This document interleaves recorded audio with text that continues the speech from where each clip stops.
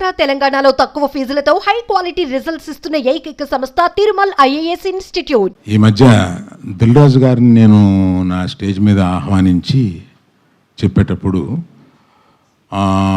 నేను రామ్ చరణ్ని తగ్గించాను అన్న ఒక అభియోగంతో నన్ను చాలా ట్రోల్ చేశారు. మీ అందరికీ తెలుసు. దాని మీద సీనియర్ విలేకరి గారు నన్ను ప్రశ్నిస్తే మిగతా అందరూ ఆ సందర్భం కరెక్ట్ కాదని నేను మళ్ళీ చెప్తానండి, ఇప్పుడు వద్దు, ఇప్పుడు నేను కామెంట్ చేయలేను అన్నాను.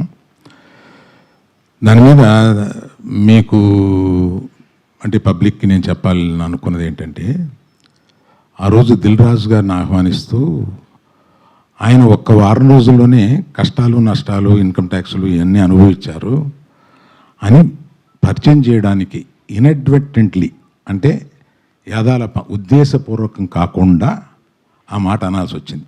దానికి మెగా అభిమానులు చాలా ఫీల్ అయ్యి దాన్ని ట్రోల్ చేసి నన్ను ట్రోల్ చేశారు.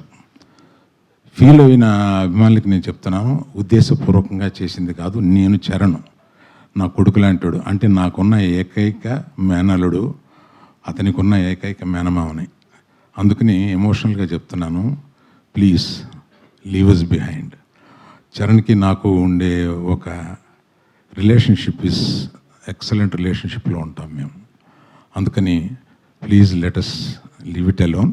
అది కేవలం పొరపాటున నేను దిల్ రాజు లైఫ్ చెప్పడానికి అది వాడి ఉండకూడదని అనిపించిన తర్వాత నాకు. Thank you for your understanding అండి.